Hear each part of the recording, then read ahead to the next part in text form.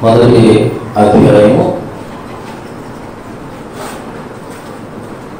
గత 3 వారాల్లో 1 నుంచి 10 వచనాలు మనం ధ్యానం చేసి ఉన్నాము. గత 3 వారాల్లో 1 నుంచి 10 వచనాల వరకు మనము ధ్యానం చేసి ఉన్నాము. మరి ఈ సమయంలో 11వ వచనం నుంచి 17వ వచనం వరకు నేనే చదువుతాను. ఒకసారి మీరు జాగ్రత్తగా మీ బైబిల్ తెరచి మీరు బైబిల్లో నేను చదువుతున్న మాటలు అలాగే లేదో ఒకసారి గమనించే ప్రయత్నించేది. దాని దర్శన పత్రిక మొదటి అధ్యాయం 11 నుంచి సహోదరులారా, నేను ప్రకటించిన సువార్త మనుషుని యోచన ప్రకారమైనది కాదని మీకు తెలియజేస్తున్నాను. మనుషుల వల్ల దానిని పొందలేదు, నాకెవడనూ దాన్ని బోధించడం లేదు, కానీ యేసుక్రీస్తు బయలుపరచబడింది, అది నాకు లభించింది. పూర్వమందు యూద మతస్థులై ఉన్నప్పుడు నేను దేవుని సంఘమును అపరిమితంగా హింసించి నాశనం చేయొచ్చు. నా పితరులు బాణపారాచార్య మంది విశేష ఆసక్తిగా పడినాయి.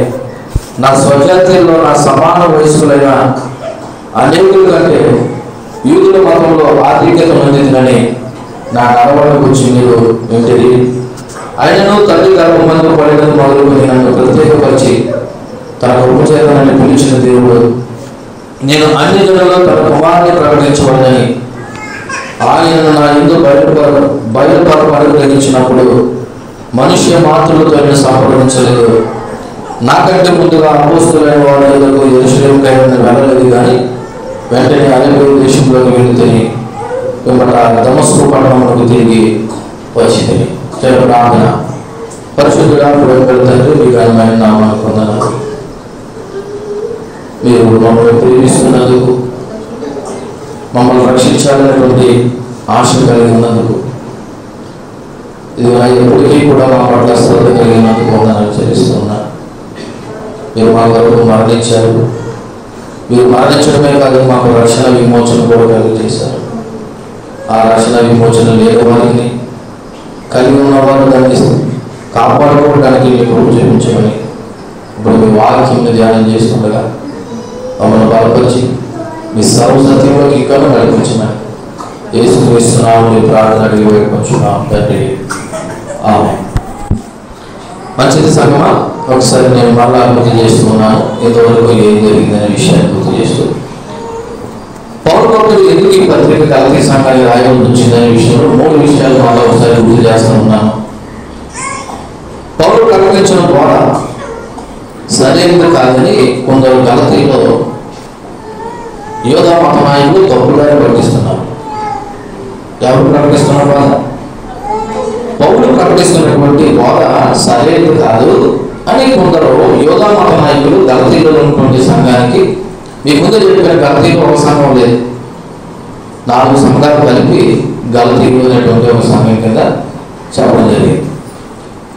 రెండోది ఏంటంటే, రక్షణకు విశ్వాసం మాత్రమే సరిపోదు, క్రియలు కూడా అవసరమని ఒక తప్పు బోధనే బోధిస్తూ ఉన్నారు ఈ యోధా మత నాయకులు లేదా యోధా నబి. రక్షణకు విశ్వాసం ఒకటే సరిపోదు, ఇంకేం కావాలి? క్రియలు కూడా కావాలి. అంటే క్రియలు అవసరం లేదని కాదు, ఇక్కడ వీళ్ళ మాట్లాడే క్రియ ఏంటో తెలుసా? మన క్రియల వల్ల మనం రక్షింపబడతాము అనేది ఇక్కడ ఉద్దేశం. అంటే మంచి పనులు చేస్తానో లేకపోతే పుణ్యకార్యాలు చేస్తానో మాకేమొస్తుంది? రక్షణ వస్తుంది అనేటువంటి కోణంలో తప్పుగా పట్టిస్తున్నటువంటి పద్ధతి కనబడుతుంది. మూడోది, పౌరులు నిజమైన అపోస్తులు కాదు, అతడు మనుషులను సంతోషపెట్టడానికి లేదా గొప్పవాడు అనిపించుకోవడానికి ఇదంతా చేస్తున్నాడని ఆయన మీద ఉన్నటువంటి ఆరోపణలు 3 మళ్ళా గుర్తు చేస్తున్నాను. పౌరులు ప్రకటిస్తున్న బోధ సరైనది కాదని.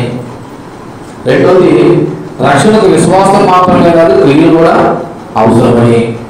మూడోది, పౌలు నిజమైన అపోస్తులు కాదు, అతడు మనుషులను సంతోషపెట్టడానికి లేదా గొప్పవాడు అనిపించుకోవడానికి ఇదంతా చేస్తున్నాడు అనేది పౌలు మీద ఉన్నటువంటి నేరారోపణ. దానికి కూడా పౌలు గట్టిగానే సమాధానం ఇస్తూ వచ్చాడు. కొందరు యూదా మతంతో ఈ తప్పు బోధను చేస్తున్నారనే సంఘాన్ని హెచ్చరించడానికి, అలాగే రెండోది యూదా మతాచారాలు అన్ని జనుల మీద వృత్తి ప్రయత్నం చేస్తూ వస్తున్నారు. అలాగే మూడవది, విశ్వాసంతో పాటు సున్నత కూడా పొందడం రక్షణకు అవసరమని. ఇలాగా ధర్మశాస్త్రాన్ని అవమానపరుస్తున్న వాళ్ళు కూడా ఉంటా ఉన్నారు. ఈ యోగా మతస్థులు సిలువ విషయమై హింస పొందుటకు మాత్రమే సున్నత పొందాలని మిమ్మల్ని కూడా బలవంతం చేస్తూ ఉన్నారని మరి పౌరు భక్తులు గలతీలో ఉన్న సంఘాన్ని హెచ్చరించడానికి ఆయన ఒక 6వ వచనంలో ఒక మాట వాడాడు. ఏమన్నా తెలుసా? క్రీస్తు కృపను బట్టి మిమ్మల్ని పిలిచిన వారిని పిలిచి భిన్నమైన సువార్తలకు మీరు త్వరగా తిరిగిపోవడం చూడగా నాకు ఏం కలిగిందంటే ఆశ్చర్యము. మిమ్మల్ని క్రీస్తును సువార్త మీద, క్రీస్తును పునాది మీద మేము కడితే మీరు ఎంత త్వరగా అబద్ధ బోధ వైపు తిరిగిపోవడం చూసి నాకు ఏం కలిగిందంటే ఆశ్చర్యం కలిగిందనే ప్రయత్నాన్ని వాళ్ళ ముందు పెట్టడం కూడా జరిగింది.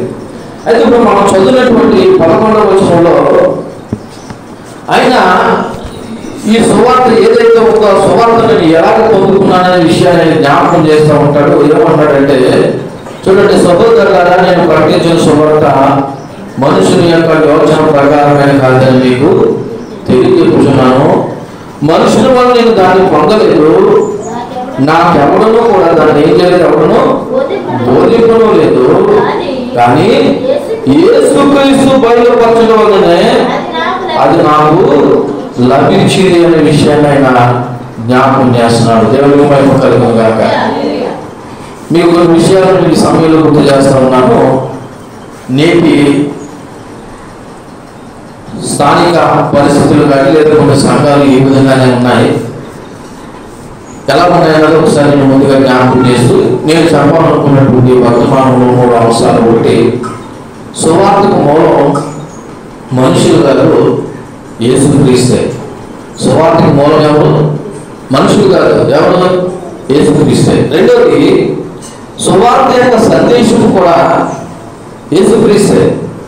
సువార్త యొక్క సందేశం కూడా యేసుక్రీస్తే. మూడవది, సువార్త యొక్క కార్యము తన ప్రభు చేత దేవుడు మనుషులకు రక్షణ కలుగజేస్తున్నాడు. కేవలం తన ప్రభు చేత మనుషులకు దేవుడు ఏం చేస్తాడు? రక్షణ. సువార్తకు మూలం యేసుక్రీస్తు, సువార్త యొక్క సందేశం యేసుక్రీస్తు, సువార్త యొక్క కార్యము కూడా యేసుక్రీస్తే. అది కూడా తన ప్రభు చేత రక్షణ కలుగజేస్తున్నాడు. ఇప్పుడు పౌరు భక్తుడు చెప్తున్నాడు, నేను ప్రకటిస్తున్న సువార్తకు మూలము ఏ మనుషుడు కాదు, దానికి మూలం ఏమంటే యేసుక్రీస్తే. మీరు అంటున్నారు కదా, లేదా కొంతమంది అనుకుంటున్నారు కదా. ఏమని అనుకుంటారంటే, అపోస్తలుడైన పౌలు నిజమైన అపోస్తలుడు కాదు, ఆయన ఎవరిని సంతోషపెడుతున్నాడు? మనుషులను సంతోషపెట్టడానికి, గొప్పవాడు అనిపించుకోవడానికి ఆయన ఎలా మాట్లాడుతున్నారని అంటారు కదా. ఇదిగో నేను ప్రకటిస్తున్న సువార్త నేను ఏ మనుషుల వల్ల నేర్చుకోలేదు అని ఆయన క్లారిటీగా చెప్తున్నాడు. సహోదరులారా, నేను ప్రకటించిన సువార్త మనుషుని యొక్క ఆలోచన ప్రకారమైనది కాదు కాదని మీకు తెలియజెప్పుచున్నాను. మనుషుల వల్ల నేను దాన్ని పొందలేదు. అంటే ఏ మనుషులు నాకు ట్రైనింగ్ ఇవ్వలేదు.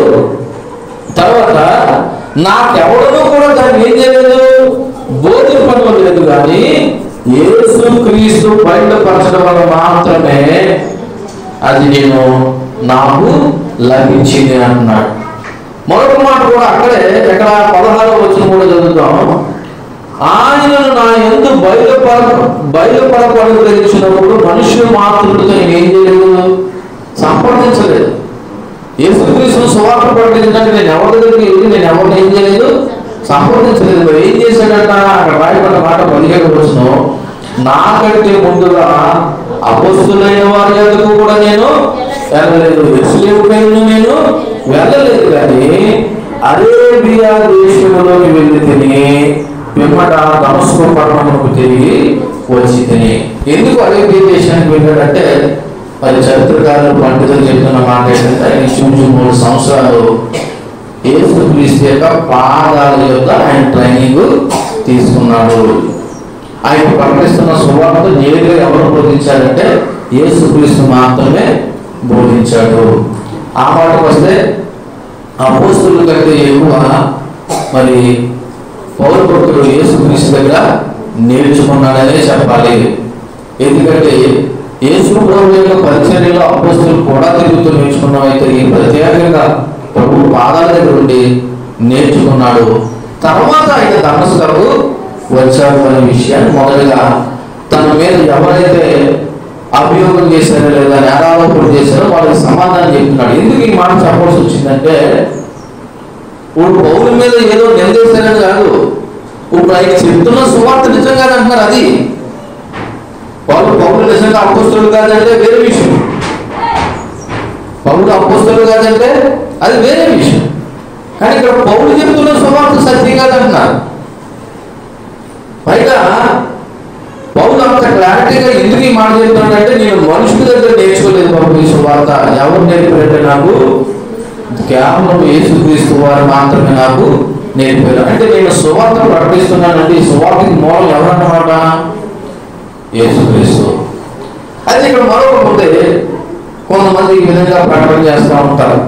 ఎలా చెప్పినా నేను పలానా అయ్యగారి వల్ల మారాను, నేను పలానా అయ్యగారి వల్ల నేను రక్షణలోకి వచ్చాను. లేకపోతే మాట మీరు విన్నారా? సాక్ష్యాలు వింటారు. ఎందుకంటే ఈ రోజున ఇది ఒక అబద్ధం. ఏ అయ్యగారి వల్ల నీకు రక్షణ రాదు, మనుషుల వల్ల రక్షణ రాదు, కేవలం యేసుక్రీస్తు వల్ల మాత్రమే రక్షణ. అది కూడా దేవుడు సువార్త ద్వారా రక్షణ. ఈ విషయం మనకు అర్థం అవ్వాలి. దేవుడికి మనకి రక్షణ అనేది కేవలం దేవుడి యొక్క సువార్త వినడం ద్వారా కలుగుతుంది. ఏ అయ్యగారి వల్ల నీకు రక్షణ రాదు, ఏ అయ్యగారి వల్ల నీకు మారు మనసు అనుభవం కూడా రాదు. అయ్యగారిని దేవుడు వాడుకుంటున్నాడు అంతే. ఆయన పాత్రలు, ఏ అయ్యగారైనా పాత్ర అంతే. కానీ అయ్యగారి నీకు రక్షణ ఎవడు? ఈరోజు చాలా మంది రక్షణ అనేది పలానా అయ్యగారి దగ్గరికి వెళ్తే నాకు వస్తుంది అని అనేవారు ఉన్నారు. అలాగే కొంతమంది ఇలా కూడా భావిస్తారు. ఎలా చెప్పినా చర్చి పెళ్లికి వెళ్తే మాకు రక్షణ వస్తుంది ఏమో, మందిరంలో ఫ్యాన్ ఉంటే, కుర్చీలు ఉంటే, లేకపోతే వాయిద్యాలు ఉంటే, లేదా బాణులు వేల రూపాయలు కోట్ల రూపాయలు వేస్తే మాకు ఏమొస్తుంది? రక్షణ వస్తుంది అనుకుంటా ఉంటారు. నిజానికి ఈ ఏట్ల వల్ల రక్షణ ఏమి రాదు. మందిరంలో అవసరమైనవి నువ్వు కొంటున్నావంటే పరిచర్యకు సహకారంగా ఉంటున్నావు అని అర్థం తప్ప నువ్వు ఇచ్చే దేవుడి వల్ల కూడా నీకు రక్షణ అనేది రాదు. కేవలం రక్షణ అనేది దేవుని యొక్క సువార్త వల్ల మాత్రమే కలుగుతుంది. కాబట్టి నేను అటువంటి సువార్తను ప్రకటిస్తున్నాను, అది కేవలం నేను యేసుక్రీస్తు దగ్గర నేర్చుకున్నాను అంటున్నాడు. ఏమిటి ఆ సువార్త? ఒకసారి మనం జ్ఞాపకం చేసుకుందాం. మార్కు సువార్త 1వ అధ్యాయము 1వ వచనాన్ని నేను చదువుతూ ఉన్నాను. ఒకసారి చూడండి. మార్కు సువార్త 1వ అధ్యాయము 1వ వచనంలో, దేవుడు కుమారుడైన యేసుక్రీస్తు సువార్త ప్రారంభము. మార్కు ప్రారంభించడమే ఎవరు ప్రారంభించాడు? దేవుడు కుమారుడైన యేసుక్రీస్తు యొక్క సువార్త. ఇది ఈ కొత్త నిబంధన అంతా మనకి ఏమి నేర్పుతుందంటే, తన లేఖనాల ద్వారా దేవుడు సువార్తను ప్రజలకి తెలియపరుస్తున్నాడు లేదా ప్రకటిస్తున్నాడు. చూడండి, అక్కడ మళ్ళా 15వ వచనం, 1వ అధ్యాయం 15వ వచనం లేదా 14. యోహాను చెరపట్టబడిన తర్వాత యేసు, కాలము సంపూర్ణమైనది, దేవుడు రాజ్యము సమీపించున్నది, మారు మనసు పొంది సువార్తను నమ్ముడని చెప్పుచు దేవుని సువార్తను ప్రకటించుచు గలిలేకు. అంటే ఇప్పుడు యేసుక్రీస్తు ఏం ప్రకటిస్తున్నాడు? సువార్తను ప్రకటిస్తున్నాడు. కానీ ఈ రోజున చాలా మంది బోధకులు ఏం చెప్తారు తెలుసా? ఇలా చూడండి, యేసుక్రీస్తు సువార్త చెప్పకుండా వాళ్ళు చెప్పుకున్నారు.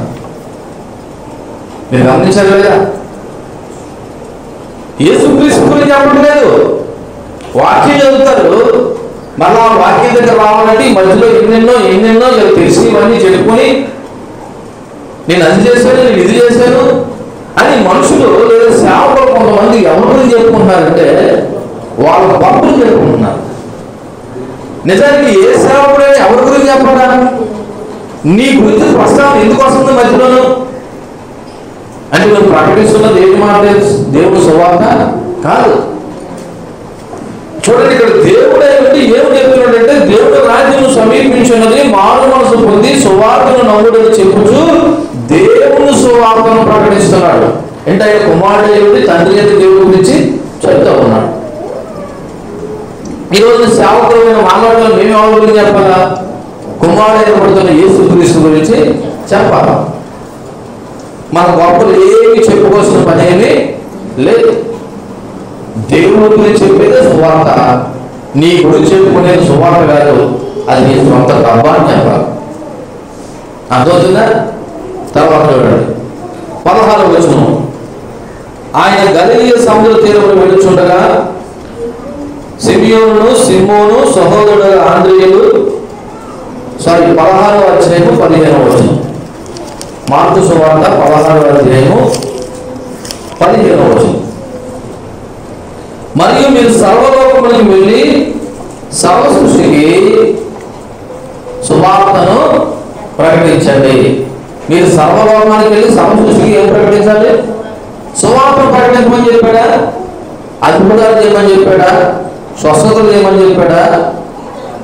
లేదా ప్రవచనాలు ప్రవచించమని చెప్పాడా? ఏం చెప్పమన్నాడు దేవుడు? అమ్మ ఏం చెప్పమన్నాడు? సువార్తను చెప్పమన్నాడు. కానీ ఈరోజు హెడ్డింగ్లు చూస్తుంటే ఎలా ఉంటాయి? సువార్త కూడిక కాదు, స్వస్థత కూడికలు, అద్భుతాలు, ఆశ్చర్య కూడికలు.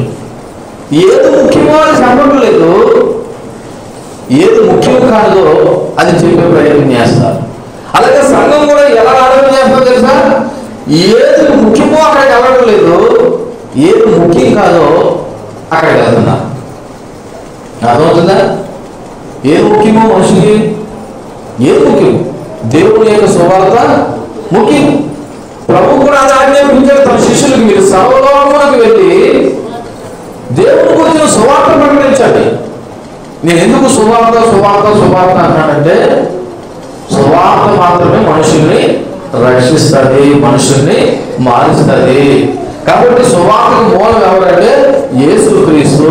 ఆ సువార్త నేను ఎక్కడ నేర్చుకున్నానంటే దేవుని యొక్క పాదాల దగ్గర నేర్చుకున్నానని పౌలు భక్తులు తన అనుభవంలో మాట్లాడుతున్న మాటను ఈ రోజు సంఘమైన నువ్వు నేను గ్రహించవలసిన విషయం మొదటిది ఏంటంటే, నిన్ను నన్ను మార్చేది కేవలం దేవుని యొక్క సువార్త తప్ప ఏ అయ్యగారు కాదు, ఏ అమ్మగారు కాదు, ఆఖరు నువ్వు చేసే ఏ పుణ్య కార్యాలు కూడా కాదు కాదు కాదు.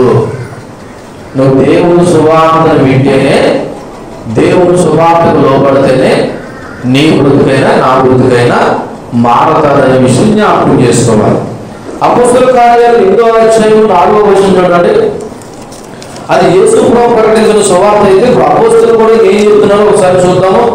అపోస్తలుల కార్యాలు 8వ అధ్యాయం 4వ వచనంలో, కాబట్టి చెదిరిపోయిన వాడు సువార్త వాక్యమును ప్రకటించుచు, ఏ చెదిరిపోయిన వాడు? 1వ వచనం 8వ అధ్యాయం 1వ వచనం. ఆ కాలంలో యెరూషలేములో సంఘానికి ఏం కలిగిందంట?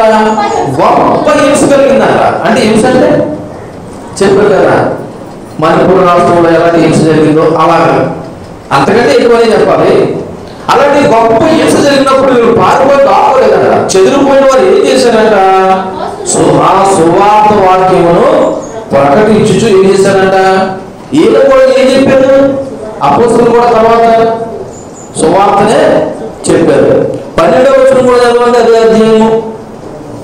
అయితే ఫిలిప్పు దేవుని రాజ్యమును గూర్చి యేసుక్రీస్తు నామమును గూర్చి సువార్త ప్రకటించుచుండగా వారు అతన్ని పురుషులను స్త్రీలను బాప్తిసం. ఫిలిప్పు దేని గురించి చెప్పాడట? సువార్త. సువార్త అంటే ఏంటి? దేవుని గురించి చెప్పేది సువార్త, నీ గురించి చెప్పేది సువార్త కాదు. ఒకవేళ సాక్ష్యం చెప్పాలనుకున్నావా, ఆ సాక్ష్యాన్ని బట్టి నువ్వు కృతజ్ఞత కలిగి ఉంటే చాలు. నీ సాక్ష్యమే తన సువార్తగా చెప్పే ప్రయత్నం ఏమి చేయదు. ఇది చెప్పండి, దేవుని రాజ్యమును గూర్చి యేసుక్రీస్తు నామమును గూర్చి సువార్త ప్రకటించుచుండగా వారతను నమ్మి పురుషులు స్త్రీలు బాప్తిసం పొందిరి. ఏం ప్రకటిస్తే పురుషులు స్త్రీలు బాప్తిసం పొందారు? దేవుడు సువార్తను ప్రకటిస్తే. 25వ వచనం కూడా చదవండి. 25వ వచనం. అంతటా వారు సాక్ష్యం ఇచ్చుచు ప్రభు వాక్యము బోధించి యెరూషలేముకు తిరిగి వెళ్ళుచు సమరయులు అనేక గ్రామాల్లో ఏం ప్రకటిస్తూ వచ్చారంటే వాళ్ళు సువార్త ప్రకటిస్తూ వచ్చారు. దేవునికి మహిమ కలుగును గాక. ఇక్కడ చూస్తే చూడండి 35వ వచనం. ఫిలిప్పు నోరు తెరిచి ఆ లేఖనములను అనుసరించి అతనికి యేసును గూర్చిన సువార్త, ఎవరు గూర్చిన సువార్త? యేసును గూర్చిన సువార్త ప్రకటించెను. అలాగే 40వ వచనం, అయితే ఫిలిప్పు అజోతులో కనపడెను. అక్కడ నుండి కైసరికి వచ్చే వరకు అతడు పట్టణములన్నిటిలో సంచరించుచు సువార్త ప్రకటించుచు వచ్చెను. దేవునికి మహిమ కలుగును గాక. మరలా గుర్తు చేస్తున్నా, ఒక మనుషుడు మార్చేది కేవలం దేవుని యొక్క సువార్త లేదా దేవునికి వచ్చిన మాటలు. పౌలు భక్తుడు ఎక్కడైనా యేసుక్రీస్తు గురించే మాట్లాడే ప్రయత్నం చేశాడు, దేవుడి గురించే చెప్పాడు. అందుకే 10వ వచనంలో గలతీయులకు రాసిన మొదటి అధ్యాయంలో 10వ వచనంలో, ఇప్పుడు నేను మనుషుల దయను సంపాదించుకుని చూస్తున్నా, దేవుని దయను సంపాదించుకుని చూస్తున్నా, నేను మనుషులను సంతోషపెట్టేవాడు చూస్తున్నా, నేను ఎన్నప్పటికీ మనుషులను సంతోషపెట్టేవాడైతే క్రీస్తు దాసులను కాకపోతును. అంటే ఇప్పుడు పౌలు ఎవరు సంతోషపెట్టడానికి వాక్యం చెప్పట్లేదైనా, మనుషులు సంతోషపెట్టడానికి వాక్యము చెప్పట్లేదు. మనుషులు సంతోషపెట్టడం అంటే ఏంటి? మనుషులు సంతోషపెట్టడం అంటే ఏంటి? మీకు అనుకూలంగా వాక్యం చెప్పడం, బైబిల్లో ఏదో చెప్పడం కాదు, మీకు అనుకూలంగా మిమ్మల్ని సంతోషపెట్టడానికి, మభ్య పెట్టడానికి సువార్త చెప్పే ప్రయత్నం చేస్తే అది దేవుడి సువార్త కాదు. అందుకే పౌలు దేవుడు సువార్త విషయంలో అంత సీరియస్గా ఉండడానికి కారణం ఏంటంటే, మనసును సంతోషపెట్టడానికి దేవుడి వారికి ప్రిపేర్ అవసరం లేదండి. 4 మాటలు చెప్పేస్తే 4 జోకులు వేసేసి 4 పెట్టకలు చెప్పేస్తే అయిపోతుంది. కానీ దేవుడు సువార్త చెప్పాలంటే బైబిల్లో ఉన్నది మాత్రమే చెప్పాలి. అయితే ఈ సువార్తను గురించి అందుకే పౌలు ఏమంటాడు తెలుసా, నేను సిగ్గుపడేవాడును కాదు అంటున్నాడు. అప్పుడు చూడండి, రోమపత్రిక 1వ అధ్యాయము 16వ వచనం చదివితే, రోమీయులకు రాసినటువంటి పత్రిక 1వ అధ్యాయము 16వ వచనం చదవండి. సువార్తను గురించి నేను సిగ్గుపడేవాడు కానీ యాదైనగా నమ్ము ప్రతి వానికి, మొదట యూదునికి గ్రీసు దేశస్తులకు కూడా రక్షణ కలుగు చేయటకు దేవుని శక్తి ఉన్నది. ఇప్పుడు రక్షణ కలగాలంటే ఏం చెప్పాలా? మరి నా పడ చెప్పుకుంటే మీకు రక్షణ ఎలా అవుతుంది? అదవుతుందా? నా పడ చెప్పుకున్నానంటే ఇప్పుడు నేను ఏం చెప్తున్నాను, నా గొప్పలు చెప్పుకోవడం వల్ల నేను మీ దృష్టిలో నేను ఇది అవ్వాలనుకుంటున్నాను. కానీ రక్షణ కలగాలంటే ఏం చెప్పమన్నాడు ఇక్కడ పౌలు భక్తుడు? మళ్ళీ చదువుతున్నాను నేను 16వ వచనం, సువార్తను గురించి నేను సిగ్గుపడేవాడు కానీ యాదనగా నమ్ము ప్రతి వానికి, అది మొదట యూదులకైనా గ్రీసు దేశస్తులకైనా రక్షణ కలుగు చేతుకు దేవుని శక్తి ఉన్నది. ఏంటి? సువార్త. నీ గొప్పతనం కాదు, నీ సొంత గొప్పలు కాదు. నీ చేతనైతే ఓపుకుంటే ఏం చెప్పాలా? సువార్త చెప్పు, దేవుడి కార్యాల గురించి చెప్పు, దేవుడు గొప్పతనం గురించి చెప్పు. కొంత తెలివిగా చెప్పచ్చు, దేవుడు నా జీవితంలో చేసిన కార్యాలను వాడచ్చు. దేవుడు నీ జీవితంలో చేసిన కార్యాలైతే వ్యక్తిగతంగా కృతజ్ఞత కలిగి ఇంకా ప్రభు మీద ఆధారపడుతూ ఉంటే సరిపోతుంది. కాబట్టి సువార్త మనుషులకు రక్షణ కలుగు చేస్తుందనే విషయం అక్కడ మనకి అర్థమవుతుంది. అయితే ఈ సువార్త ఇలా చూడండి, మన సొంత సువార్త కాకూడదని చెప్తున్నాను. ఎవరు చెప్పినా క్రీస్తులను పునాది మీద అపుస్తులు వేసినటువంటి దాని మీద చెప్పాలి. ఏ ఇల్లుకైనా పునాది ఉంటుందా? 2 పునాదులు ఉంటాయా?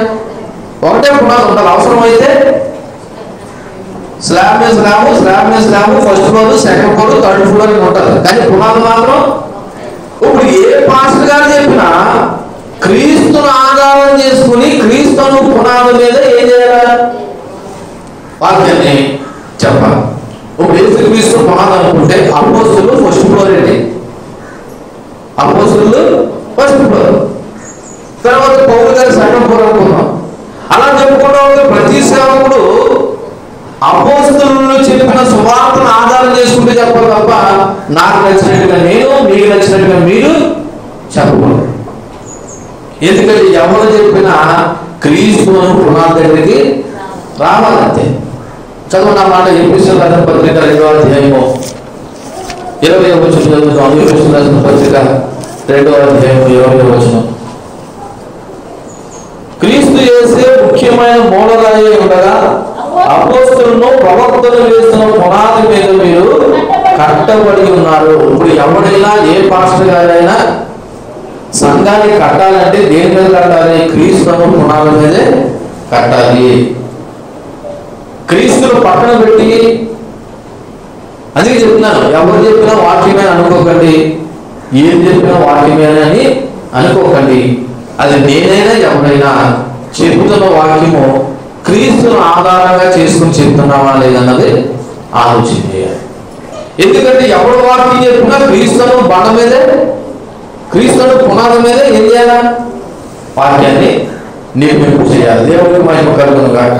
అందుకే పౌలు భక్తుడు నేను ఎప్పుడు మనుషులను సంతోషపెట్టలేడు అంటాడు. అందుకే ఎందుకని మనుషులు సంతోషపెట్టేవాడు క్రీస్తును పునాది మీద ఏ కట్టడం? సంఘాన్ని కట్టలేడు. అందుకే 10వ వచనంలో నేను మనుషులు సంతోషపెట్టేవాడు కాకపోదును, నేను దేవుడికే దాసుడు అవుతాను. ఎందుకు అన్నాడంటే క్రీస్తును పునాది మీద సంఘాన్ని కట్టాలి కాబట్టి. కొరింథీయులకు రాసిన మొదటి పత్రిక 2వ అధ్యాయము 5వ వచనం చదువుతాం. కొరింథీయులకు రాసిన మొదటి పత్రిక 2వ అధ్యాయము 5వ వచనం ఏమని రాయబడినది అక్కడ? మీ విశ్వాసము మనుషులు జ్ఞానమును ఆధారం చేసుకొనక దేవుని శక్తిని ఆధారం చేసుకుని ఉండవాలని నేను మాట్లాడినను సువార్త ప్రకటించినను జ్ఞానయుక్తమైన తీయని మాటలు వినియోగింపక పరిశుద్ధాత్మయు దేవుని శక్తి కనుపరచు దృష్టాంతమునే వినియోగించింది. పౌలు భక్తుడు చెప్తున్నాడు, నేను సువార్తను ఎలా ప్రకటించిన విషయాన్ని చెప్తున్నాడు చూడండి.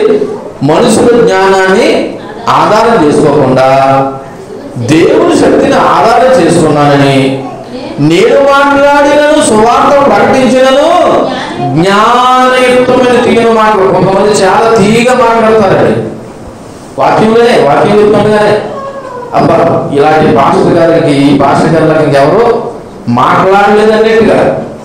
చూడండి, జ్ఞానయుక్తమైన తీయని మాటలను వినియోగింపక ఏంటి? పరిశుద్ధాత్మయు దేవుని శక్తియు కనిపరిచే దృష్టాంతాలని మీకు నేనేం చేశానంటే వినియోగించాను తప్ప ఏదో మధ్య మధ్యలో మిమ్మల్ని తీయరాలుగా లేకపోతే మొదటి మిమ్మల్ని మలుపు పెట్టడానికి నేను తీయని మాటలను వినియోగించలేదు అంటున్నాడు. ఎందుకంటే పౌలు భక్తులు తెలుసు క్రీస్తు బండ మీద మన సంఘాన్ని కట్టాలని. తెస్సలోనికీయులకు రాసిన మొదటి పత్రిక 2వ అధ్యాయం 4వ వచనం కూడా చదివినట్లయితే, తెస్సలోనికీయులకు రాసిన మొదటి పత్రిక 2వ అధ్యాయం 4వ వచనంలో కూడా సువార్తను మాకు అప్పగించుటకు యోగ్యులమని దేవుడు వల్ల ఎంచబడిన వారుమై మనుషులను సంతోషపెట్టేవారు కాక మన హృదయములను పరీక్షించు దేవుని సంతోషపెట్టువారుమై. అంటే ప్రతి సేవకుడు ఎవరు సంతోషపెట్టాలి? దేవుని సంతోషపెట్టాలి. కానీ ఈరోజు నాకు కొంతమంది సేవకులు ఎవరు సంతోషపెడుతున్నారు? మనుషులు సంతోషపెడుతున్నారు. ఎందుకు మనుషులు సంతోషపెడుతున్నారంటే వాళ్ళు మనుషుల మీద ఆధారపడి బ్రతుకుతున్నారు తప్ప దేవుని మీద ఆధారపడి బ్రతకట్లేదు. కానీ పౌలు భక్తుడు అంటున్నాడు, మేము మనుషులు సంతోషపెట్టువారుగా కాకుండా మా హృదయాలను పరీక్షించు దేవుడినే సంతోషపెడుతున్నామనే విషయాన్ని జ్ఞాపకం చేస్తున్నాడు. దేవుడికి మహిమ కలుగును గాక. అయితే ఇప్పుడు ఒక ప్రశ్న వేస్తున్నాను మిమ్మల్ని. ఇప్పుడు సువార్తకు మూలము ఎవరని చెప్పాను? యేసుక్రీస్తు అని చెప్పాను కదా, దేవుడు అని చెప్పాను కదా. ఇప్పుడు నేను అడుగుతున్నాను, నువ్వు రక్షింపబడ్డావడానికి నీ మూలం ఏంటి? అంటే యేసుక్రీస్తు సువార్త వినడంలోనే నేను రక్షింపబడ్డానని చెప్పగలవా? లేదా నా జీవితంలో జరిగిన అద్భుతాన్ని బట్టి, స్వస్థతను బట్టి, లేకపోతే మరో దాన్ని బట్టి అని చెప్పగలవా? ఎందుకంటే ఇక్కడ మీకు ఒక చిన్నపాటి ఇలా చూడండి ఉపమానాన్ని మీకు గుర్తు చేయాలి. ఒక క్రైస్తవ తండ్రి ఉన్నాడు. వాళ్ళ అమ్మ క్రైస్తవురాలే, వాళ్ళ అమ్మమ్మ క్రైస్తవురాలే, వాళ్ళ అమ్మమ్మ క్రైస్తవురాలే. ఇప్పుడున్న ఆయన తన కొడుకు కూడా క్రైస్తవులే. సో క్రైస్తవులు అయ్యారని రక్షణ రాదు. ఏంటండి? క్రైస్తవులు అయ్యారని రక్షణ రాదు. ప్రతి ఒక్కరూ క్రీస్తును కలిగి ఉంటేనే ఏమొస్తుంది? రక్షణ వస్తుంది. ప్రతి ఒక్కరు ఎవరు కలిగి ఉండాలా? క్రీస్తుని కలిగి ఉండాలా. మా ఇంట్లో వాళ్ళందరూ క్రైస్తవులు కాబట్టి మేము లేదా మా ఇంట్లో వాళ్ళందరూ ప్రభువుని నమ్ముకున్నారు కాబట్టి మేము ఆటోమేటిక్గా రక్షణ వచ్చేసిందని అనుకోవడానికి వీలు లేదు. రక్షణ అనేది ఎవరికి వాళ్ళే వ్యక్తిగతంగా దేవుడి దగ్గర పొందుకోవాల్సింది. దేవుడికి మహిమ కలుగును గాక. ఇప్పుడు నేను మిమ్మల్ని అడుగుతున్నాను, మీరు రక్షణ ఎలా పొందుకున్నారని అడుగుతున్నాను. మిమ్మల్ని మీరు రక్షణ ఎలా పొందుకున్నారు? యేసుక్రీస్తు సువార్త వింటేనే పొందుకున్నారా, లేదా మరో దాన్ని బట్టి మీరు పొందుకున్నారా? మీరు మరో దాన్ని బట్టి మీరు ఇంకా రక్షణ ఊళ్ళో లేనట్టే. ఎందుకంటే మళ్ళా చెప్తున్నాను, ఎంతవరకు మనం విన్నాము, ఒక వ్యక్తిని రక్షణలో నడిపించేదేంటి? దేవుని యొక్క సువార్త. దేవుడు సువార్తతోనే మనం రక్షింపబడాలి. మా ఇంట్లో ఇది జరిగిందండి, అందుకే నేను యేసుప్రభువుని నమ్ముకున్నానండి, లేదా మా కూతురు పెట్టి ఇలా జరిగిందండి, లేదా మా కొడుకు ఇలా జరిగిందండి, అందుకని నేను దేవుడిని నమ్ముకున్నాను అంటే నన్ను అడిగితే ఇది నిజమైన రక్షణ కాదు. నువ్వు నమ్ముకోవలసింది, నమ్ముకుంటే అది కేవలం దేవుడికి వచ్చిన సువార్త వినడం ద్వారా మాత్రమే నీకు రక్షణ రావాలి తప్ప నీ జీవితంలో జరిగిన దాన్ని బట్టి నాకు రక్షణ అంటే అది కాదు. కాబట్టి ఒకసారి సరి చేసుకునే ప్రయత్నం చేద్దాం. రెండో మాటలోకి వస్తున్నాను. రెండోది ఏంటంటే సువార్త యొక్క సందేశము ఎవరంటే యేసుక్రీస్తే. చూడండి 15వ వచనం, గలతీ రాసిన పత్రిక మొదటి అధ్యాయం 15వ వచనం. ఆయనను తల్లి గర్భమునందు మరింతలు మొదలుకొని నన్ను ప్రత్యేకపరిచి తన కృప చేత పిలిచిన దేవుడు నేను అన్యజనులలో తన కుమారుని ప్రకటించవలనని. దేవుడికి మహిమ కలుగును గాక. ఇంకొకరికి పౌలు భక్తుని దేవుడు ఎందుకు రక్షించుకున్నాడంట? మళ్ళీ అన్యజనులు ఏం ప్రకటించడానికి? సువార్త ప్రకటించడానికి. అందుకే సువార్తకు మూలం యేసుక్రీస్తు, సువార్త యొక్క సందేశం కూడా ఎవరు? యేసుక్రీస్తే. ఎలా చూడండి, ఒకవేళ నువ్వు కానీ నేను కానీ సువార్త ద్వారా రక్షించబడ్డావు అనుకో, ఇప్పుడు రక్షింపబడు నువ్వు నేను మళ్ళీ ఏం చెప్పాలి? మళ్ళీ సువార్త చెప్పాలి. అది కూడా ఎవరి సువార్త? యేసుక్రీస్తుని వచ్చిన సువార్త చెప్పాలి. ఇప్పుడు పౌరుభక్తుడు అన్నాడు 15వ వచనంలో, ఆయనను తల్లి గర్భమందు పరిణితి మొదలుకొని నన్ను ప్రత్యేకపరిచి తన కృప చేత నన్ను పిలిచిన దేవుడు నేను అన్యజనుల్లో తన కుమారులను ప్రకటించాలని. చూడండి, దేవుడు కృప ఎంత విశిష్టమైనదో ఇక్కడ పౌరుడు మనకు తెలియజేస్తున్నాడు.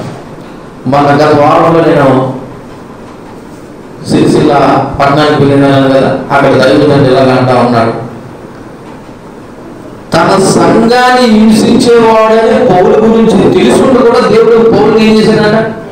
ప్రేమించుకున్నాడట. దేవుడికి మహిమ కలుగును గాక. తన సంఘాన్ని హింసించేవాడైనా, తన సంఘాన్ని పట్ట పెట్టేవాడైనా, అటువంటి వ్యక్తులు కూడా పౌలు కనపడుతున్న వ్యక్తులు కూడా దేవుడు ఏం చేశాడంటే ప్రేమించాడు. చూడండి, దేవుని యొక్క కృప ఎంత విశిష్టమైనదో.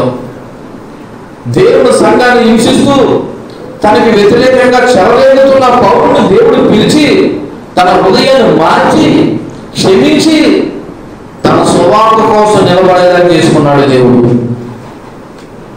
పౌరు జీవితంలోనే జరిగినట్లే మన జీవితంలో కూడా దేవుని కృప మన కఠిన హృదయాలను కూడా ఎలా మారుస్తుందో మార్చగలము అన్నది మనం గ్రహించాలి.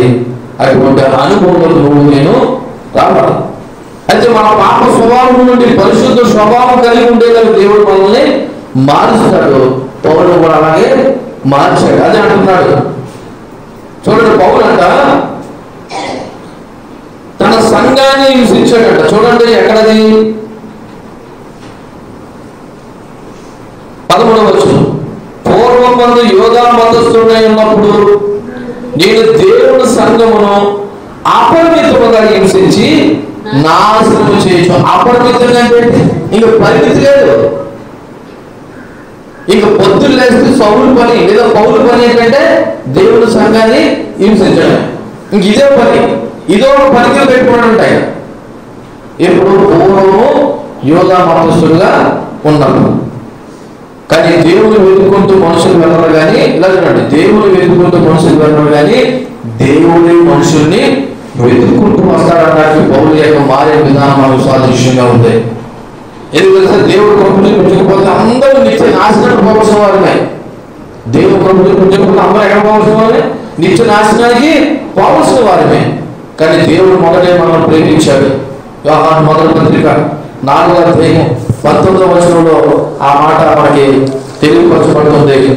యోహాను మొదటి పత్రిక 4వ అధ్యాయం 19వ వచనం ఎవరు రాయబడిన దగ్గర ఆయనే మొదట మనం ప్రేమించిన కనుక మనము ప్రేమించుచున్నాము. మొదట ఎవరు ప్రేమించారట? ఆయనే ప్రేమించాడు మొదట, మనం దేవుని ప్రేమించలేదు. ఒక మాట అడుగుతున్నారు చూడండి, యేసు ప్రభు మన కొరకు చనిపోమని ఎవరైనా అడిగారా? ఆయనే మనం ప్రేమించి మన కొరకు చనిపోయాడు. అది దేవుని యొక్క ప్రేమ. అయితే పౌలు ఇక్కడ తన గురించి మాట్లాడుకుంటూ ఒక ప్రత్యేకమైన ప్రణాళికలో భాగంగా నన్ను దేవుడు ప్రత్యేకపరుచుకున్నాడు అంటున్నాడు. ఎలాగంటే ఇర్మీలాగా, యెషయాలాగా.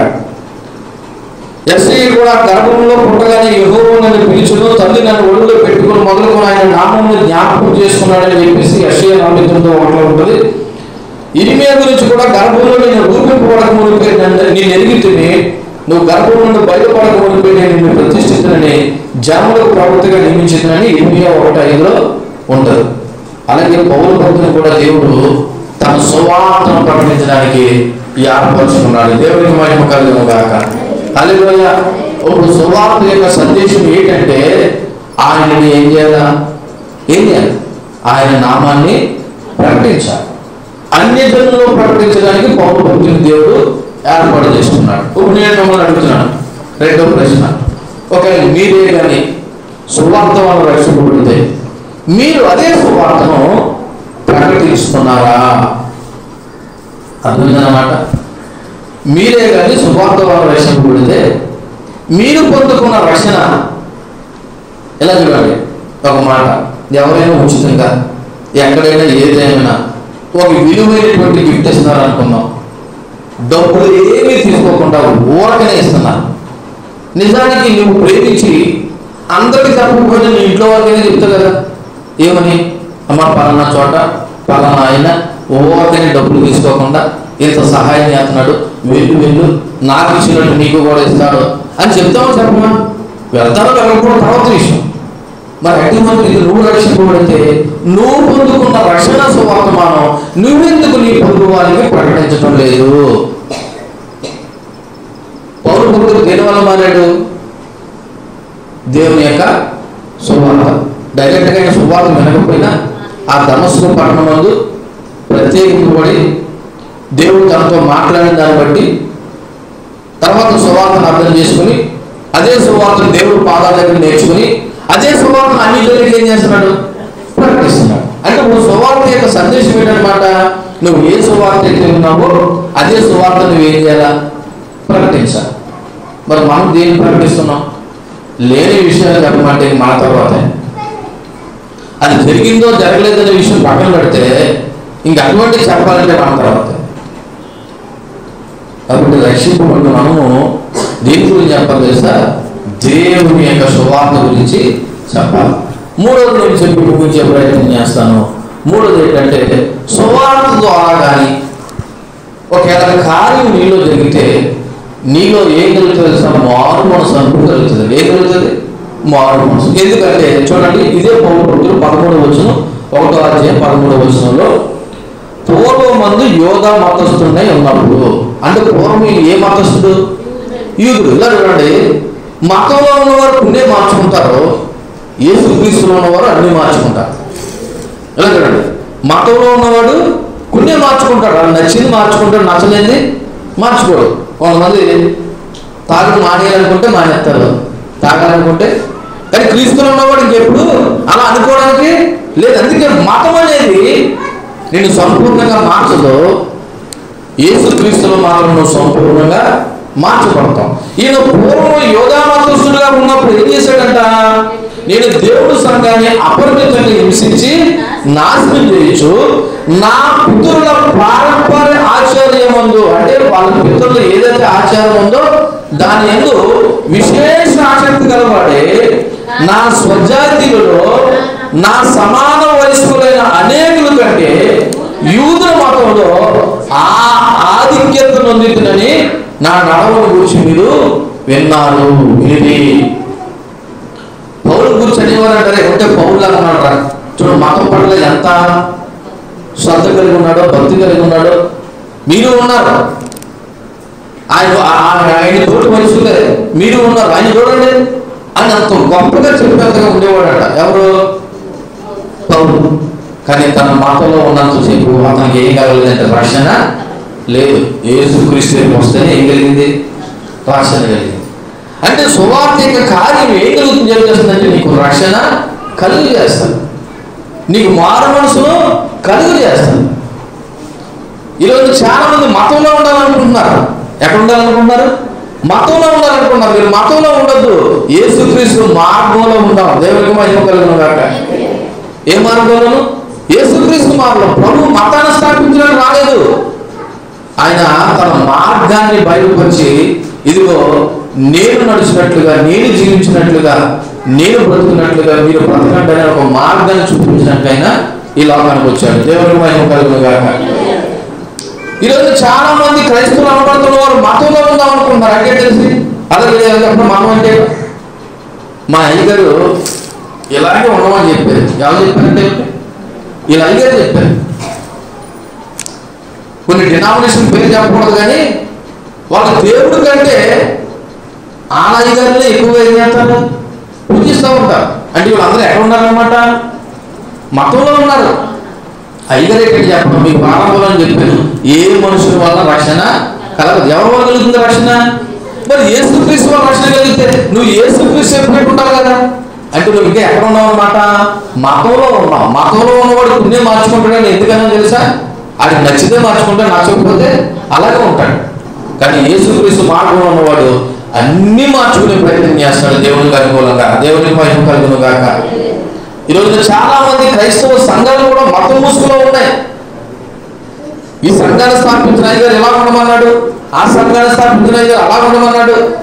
కొంతమంది నేను చూస్తూ ఉన్నాను, యేసుక్రీస్తు పేరు చెప్తే అంత సంతోషం కలదు, కానీ ఆ సంఘాన్ని స్థాపించిన అయ్యగారి పేరు చెప్తే ముఖాలు వెళ్ళిపోతాయండి.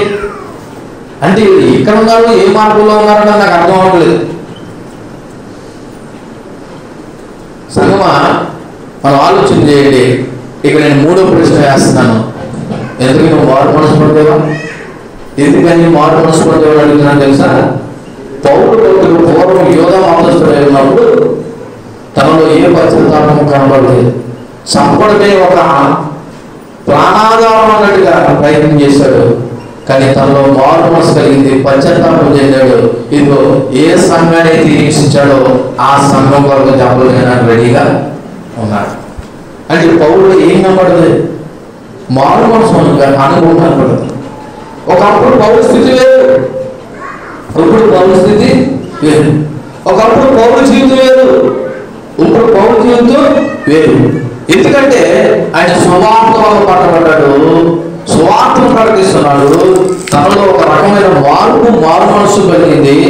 ఏ సంఘం అయితే తను హింసించాడో అదే సంఘం కొరకు నాకు తెలిసి యేసుక్రీస్తు కంటే ఎక్కువగా దెబ్బలు తిన్నాడు. బహుశా యేసుక్రీస్తుకి పౌరుకున్నటువంటి తేడా నేను అనుకుంటున్నాను. యేసు శిలువ మరణం పొందాడు, ఈయనైతే చాలా అలాగని చెప్పేసి యేసు ప్రభు పడ్డ శ్రమ నేను తప్పు చేయలేదు, కానీ అనేక పర్యాయములనే మాట మాట్లాడుతూ ఉంటాడు. పౌరుడు ఎవరు కొరకు తెలుసా? క్రీస్తు సంఘం కొరకు, లేదా దేవుడి కొరకు. దేవుడు నామానికి బయటపడను కాక. అంటే తనలో ఒక రకమైన మారు మనసు అనుకుంటుంది, తనలో కలిగి. నేను ఏం చెప్పాల్సానంటే, నిజంగా నువ్వు మారు మనసు అందుకుంటే అదే ప్రభు కొరకు నువ్వు ఏదైనా నిందైనా, అవమానమైన, కష్టమైన ఏదైనా జరిగిన అనిపించడానికి సిద్ధంగా ఉంటావు. ఇంకా మనం అనుకోవడం ఏమంటే అలా ప్రవర్తించట్లేదంటే బహుశా గుర్తుపెట్టుకోండి, నువ్వు ఇంకా మారు మనసు పొందట్లేదు. నేను ఎంతవరకు చెప్పిన విషయాలు మళ్ళీ ఒకసారి నేను గుర్తు చేసి ముగించే ప్రయత్నం చేస్తాను. ఈ గలతీ రాసిన పత్రిక మొదటి అధ్యాయము ఈ 11 నుంచి 17 వచనాల్లో 3 మార్గ ప్రధానంగా, ఒకటి సువార్తకు మూలం ఎవరంటే మనుషులు కాదు, యేసుక్రీస్తే. రెండోది సువార్త సందేశం ఏంటంటే అది కూడా యేసుక్రీస్తే. అంటే ఏ సువార్త ద్వారా నువ్వు రక్షింపబడ్డావో, రక్షింపబడ్డ నువ్వు అదే సువార్తను అన్ని జనుల్లోనూ, సొంత జనుల్లోనూ, సొంత వారిలోనూ మొత్తం నువ్వు ఏం చేయాలా? ప్రకటించాలి. మూడవది, నిజంగా సువార్త ద్వారా నువ్వు రక్షింపబడినట్లయితే సువార్త కార్యం ఏం కలుగుతుంది అంటే నీలో మారు మనసు, పశ్చాత్తాపం కలుగుతుంది. నేను ఎందుకు ఈ మాట చెప్తానంటే, నువ్వు మారకుండా పక్కకు సువార్త చెప్పడం వల్ల ప్రయోజనం లేదు. నీలో మార్పు లేకుండా నువ్వు మారు వాళ్ళు మారమని అంటే ప్రయోజనం లేదు. కానీ పౌలు భక్తుడు తన మారి ఏ సంఘాన్ని హింసించాడో ఆ సంఘం కొరకు తను ఏం చేశాడు తెలుసా? చాలా హింసలు భరించాడు. అందుకే అంటున్నాడు చూడండి ఒకసారి, చూడండి 17వ వచనంలో, గలతీ రాసిన పత్రిక 1వ అధ్యాయం 17వ వచనంలో, నాకంటే ముందుగా అపోస్తులైన వారి యొద్దకు కానీ యెరూషలేముకు కానీ వెళ్ళలేదు, కానీ వెంటనే అరేబియా దేశంలోకి వెళ్ళి తిని పిమ్మట దమస్కు పట్టణానికి తిరిగి వచ్చి తిని. ఈయన సంఘాన్ని హింసించడానికి ముందు ఏ పట్టణానికి వెళ్ళాడు? దమస్కు పట్టణానికి వెళ్ళాడు. ఇప్పుడు మారు మనసు పొందిన తర్వాత మళ్ళీ ఏ పట్టణానికి వచ్చాడు? మళ్ళీ దమస్కు పట్టణానికి వచ్చాడు. ఈసారి దమస్కు పట్టణానికి వచ్చినప్పుడు ఆయన ఈసారి సంఘాన్ని హింసించడానికి రాలేదు. అదే సంఘానికి క్రీస్తు సువార్తను ప్రకటించడానికి వచ్చాడు. అంటే తనలో ఏం కలిగింది? నిజంగా నువ్వు సువార్త వల్ల రక్షింపబడితే నీలో మారు మనసు కలుగుతుంది. సువార్త వల్ల రక్షణ లేకుండా నేను ఆ కార్యం వల్ల దీనివల్ల నమ్మిని అనుకుంటే ఆ నమ్మకం ఉన్న చేప ఉంటావు, తర్వాత మళ్ళీ ఏమైపోతావు? పోతావు. కాబట్టి నేను ముగిస్తున్నాను. సువార్తకి మూలం యేసుక్రీస్తు, సువార్త యొక్క సందేశం యేసుక్రీస్తు, సువార్త కార్యము కూడా యేసుక్రీస్తు తన ప్రభు చేత మనల్ని రక్షించాడు. కాబట్టి నువ్వు రక్షణ పొందుకున్నావా? పొందుకున్న నీవు అదే సువార్తను ప్రకటిస్తున్నావా? అదే సువార్త ప్రకటించడానికి ముందు నువ్వు మారు మనసు పొందావా లేదన్నదే ఆలోచన చేసుకో. దేవుడి మాటలు మనలో దీపించి ఫలింపు చేయనుగాక. ఆమేన్. కళ్ళు మూసుకుందాం, ప్రార్థన చేసుకుందాం. ఇలా వాక్యాన్ని బట్టి ప్రభు మాకు